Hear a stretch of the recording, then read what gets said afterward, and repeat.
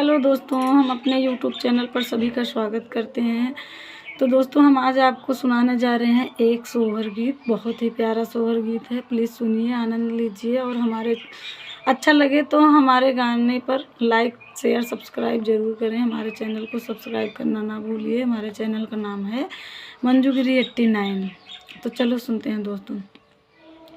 जुग जुग जियाई लालन माँ बामन माँ के भाग्य जागल हो, ललना लाल हुई हैं कुलवा के दीपक मन माँ में आस जागल हो, ललना लाल हुई हैं कुलवा के दीपक मन माँ में आस जागल हो। आजू के दिन माँ सुहावन रतिया लोभावन हो, बहनी दीदिया के जन्म होरिलवा बड़ा सुंदर, बहनी दीदिया के जन्म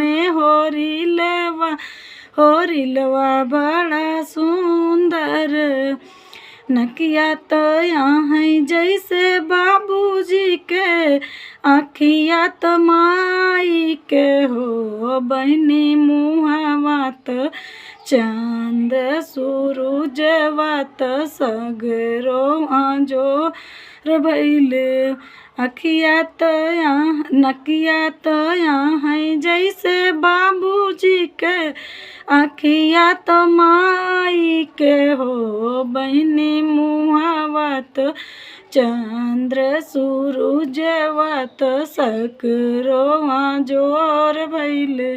ओ बहनी मुहवा तो चंद्र सूरजवा तो सगरो जोर भइले।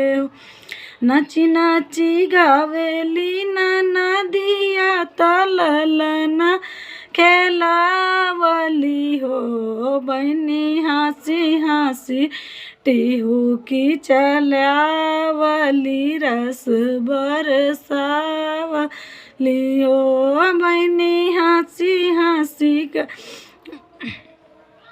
टिहू की चलावली रस बरसावली। सासू सुहागिन बड़ी भागिनियन धन लुटावई हो, सासू सुहागिन बड़ी भागिनियन धन लुटावई